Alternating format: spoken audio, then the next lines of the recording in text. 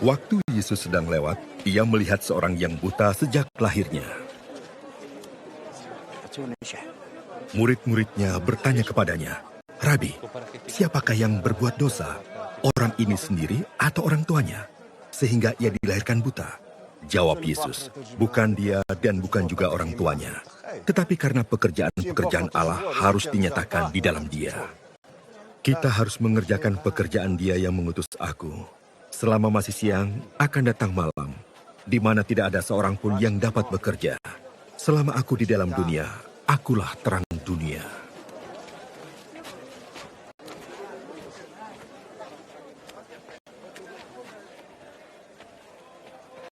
Setelah ia mengatakan semuanya itu, ia meludah ke tanah dan mengaduk ludahnya itu dengan tanah, lalu mengoleskannya pada mata orang buta tadi.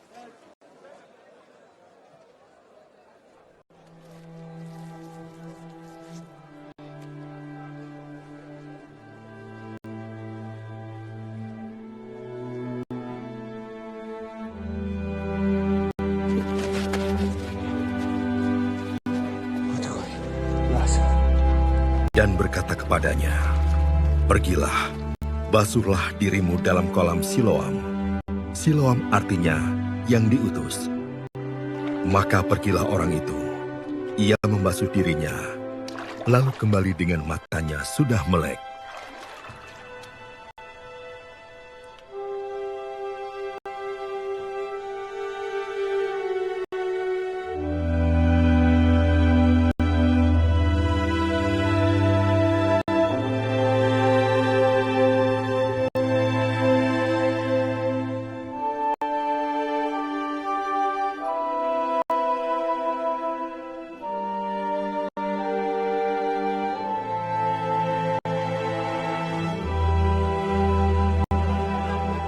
Tetapi tetangga-tetangganya dan mereka yang dahulu mengenalnya sebagai pengemis berkata, "Bukankah dia ini yang selalu mengemis?"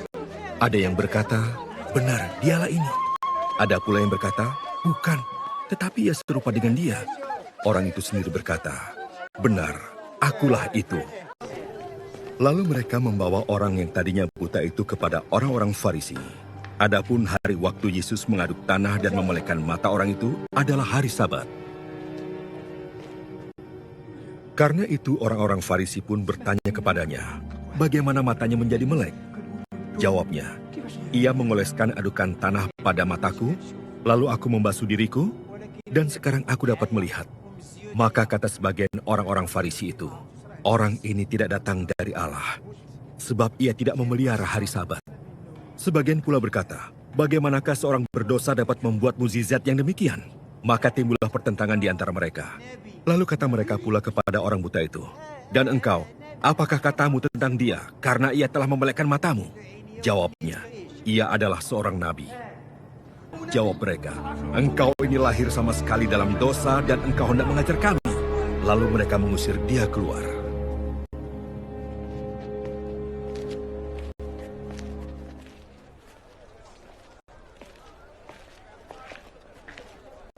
Yesus mendengar bahwa ia telah diusir keluar oleh mereka. Kemudian ia bertemu dengan dia dan berkata, "Percayakah engkau kepada Anak Manusia?"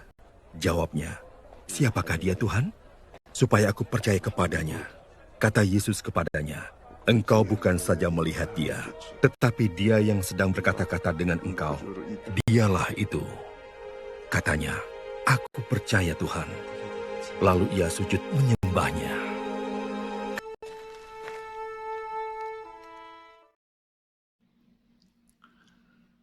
Buta sejak lahir. Sulit bagi kita membayangkan pengalaman dan perasaan seorang yang buta sejak lahir. Barangkali akan dapat kita rasakan sedikit jika mata kita diplester untuk 1 hari dan lalu mencoba bergerak dan bekerja seperti biasa dengan situasi seperti itu. Pasti akan memfrustrasikan. Orang buta berada dalam kegelapan terus-menerus. Dia tidak melihat matahari dan bulan yang bersinar, tidak dapat menikmati sawah, gunung, danau, dan laut yang indah, tidak dapat menyaksikan segala keajaiban teknologi. Dia banyak tergantung pada bantuan orang lain agar dia dapat sedikit bergerak dan bekerja. Ia tergantung pada belas kasihan orang lain. Akan lebih parah lagi keadaan si buta itu bila ada sementara orang yang mempersalahkannya atau mempersalahkan orang tuanya sebagai pendosa yang dihukum Tuhan melalui kebutaan itu. Bacaan Injil pada hari Minggu keempat masa Prapaskah ini menyampaikan kepada kita bagaimana Yesus berbelas kasihan kepada si orang yang buta sejak lahir. Dengan air ludahnya, Yesus membuat sedikit tanah menjadi lumpur. Lalu dia oleskan lumpur itu pada mata orang buta itu. Dan kemudian menyuruh dia membasuh matanya di kolam Siloam. Dan sesudah membasuh diri, orang buta itu dapat melihat seperti orang-orang lain. Kebutaannya hilang sama sekali. Apa yang selama ini tak bisa dia lihat bentuk dan wujudnya, sekarang dapat dia saksikan. Ia dapat mengenal macam-macam warna, mengerti apa artinya terang, dan matanya dapat berpesta pora menyaksikan segala keindahan. Bisa kita bayangkan betapa besar kegembiraan orang itu. Dan melihat kegembiraan orang itu, seharusnya orang lain juga turut bergembira. Adalah wajar dan manusiawi kalau kita terharu dan bahagia menyaksikan orang yang tadinya buta itu sekarang tak puas-puasnya menggunakan matanya melihat ke sana kemari, tak puas-puasnya menyantap segala pemandangan di sekitarnya yang selama ini sama sekali tidak dia kenal. Tetapi ternyata ada orang yang sama sekali tidak senang menyaksikan orang buta itu dapat melihat. Dan ketidaksenangan ini bahkan sampai menimbulkan perdebatan yang berkepanjangan. Mereka itu ialah orang-orang Farisi yang memperdebatkan fakta yang sebenarnya begitu jelas terpampang di depan mata mereka. Kasihan orang yang tadinya buta itu. Barusan dia dapat melihat. Dan kemudian matanya terus dihadapkan dengan pemandangan yang tidak menyenangkan. Wajah-wajah angker dan wajah-wajah permusuhan dari tokoh-tokoh agama dan masyarakat. Orang itu tadinya buta. Dan sekarang dia dapat melihat. Itu fakta yang tak mungkin dipungkiri lagi. Tetapi, mengapa begitu diperdebatkan? Mengapa tidak disyukuri? Mengapa tidak turut bahagia bersama orang yang sangat bahagia ini? Ya, mengapa? Itu tak lain tak bukan karena kaum Farisi itu tidak sudi melihat bahwa ada seseorang bernama Yesus datang membawa perubahan.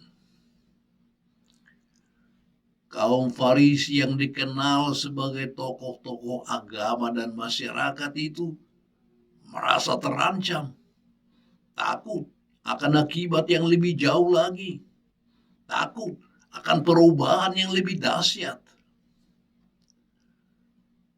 Sewaktu orang-orang Farisi itu bertanya kepada orang yang tadinya buta itu, "Dan engkau, apakah katamu tentang dia, karena dia telah memelekkan matamu?"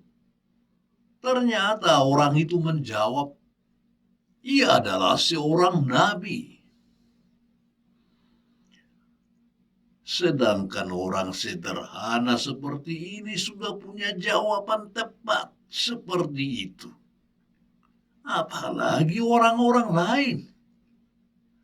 Setiap orang asal pakai mata dan otaknya dengan baik, pasti melihat bahwa Yesus ini adalah seorang nabi. Dan seorang nabi berarti pembawa revolusi, pembawa perubahan yang mengajak masyarakat untuk melihat apa yang selama ini tidak dilihat. Dengan kata lain, Yesus ini pembawa kebenaran. Dan orang-orang Farisi takut bahwa hal itu akan benar-benar terjadi. Sebab hal itu berarti kemapanan mereka akan tergugat dan tergoncang. Selama ini mereka dihormati masyarakat. Selama ini orang selalu beraudiensi pada mereka untuk minta restu atas ini dan itu. Selama ini mereka didengarkan dan ditaati orang. Mengapa? Sebab sampai sekarang mereka sanggup jual kecap yang katanya nomor 1. Padahal mereka menutup-nutupi kebenaran dengan kemunafikan mereka. Maka, kalau seseorang berani maju ke depan membongkar kemunafikan itu dan membuat orang melihat kebenaran, orang seperti itu harus dilenyapkan. Dan orang seperti itu ternyata ada dalam diri Yesus. Maka dia harus dihentikan. Kalau perlu dia harus difitnah dengan menyebutnya sebagai orang berdosa. Itulah tuduhan yang paling menakutkan pada zaman itu. Ya, seperti menuduh orang terlibat PKI pada zamannya Orde Baru. Yesus ini tidak boleh membuka mata orang untuk melihat kebenaran. Dan kalau perlu untuk maksud itu, mereka tidak segan-segan menambahkan lagi kemunafikan mereka. Bahkan pada akhirnya, mereka tidak segan-segan menyalibkan kebenaran itu. Saudara-saudari terkasih, inti Injil pada hari Minggu keempat masa Prapaskah ini pada akhirnya bukan lagi masalah kebutaan lahiriah, melainkan masalah kebutaan rohani. Yesus datang ke dunia ini sama sekali tidak dengan maksud supaya orang-orang buta jasmani dapat melihat kembali, melainkan supaya manusia yang buta rohani melihat kembali kebenaran. Dan siapakah orang-orang yang buta secara rohani? Pertama ialah orang-orang yang memang pada dasarnya belum mengenal kebenaran. Bukan karena salahnya sendiri, tetapi karena begitulah keadaannya, tidak mengenal keselamatan yang ditawarkan Allah. Yang kedua ialah orang-orang yang sebenarnya melihat dan mengenal kebenaran, tetapi karena kesombongannya sengaja menutup mata agar tidak melihat kebenaran itu. Mereka sebenarnya tidak buta, tetapi dengan sengaja membutakan diri, bahkan membutakan orang lain agar tidak melihat kebenaran itu. Saudara-saudari yang dikasihi Tuhan,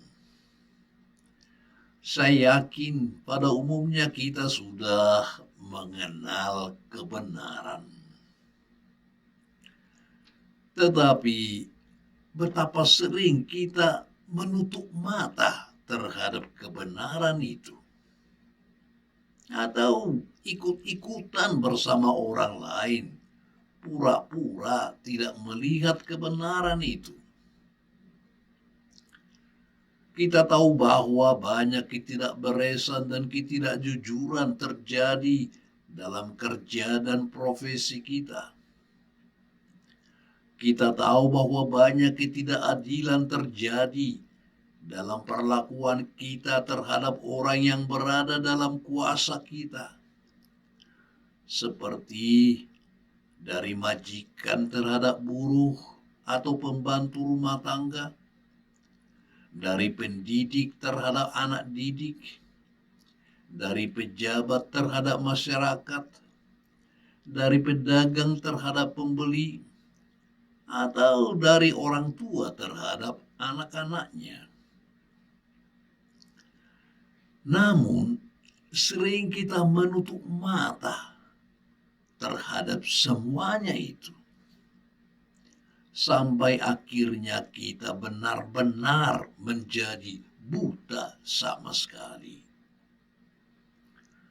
Bahkan dengan sengaja barangkali kita membutakan orang lain juga kan ketidakadilan itu, dengan cara berbuat kebajikan-kebajikan lahiriah agar bisa menutupi kebohongan kita. Dan anehnya kita menikmati kebutaan itu. Sebab jika seseorang tampil ke depan dan berani membeberkan kebenaran, kita merasa risih atau bahkan menjadi marah terhadap orang itu. Kita tidak ingin ditelanjangi sehingga segala kebohongan dan kemunafikan kita dinampakkan. Dan lebih buruk lagi, kalau kita bertindak agar orang yang membeberkan kebenaran itu dihentikan. Maka saudara-saudari, tidak heran kalau kebenaran masih sering disalibkan sampai sekarang.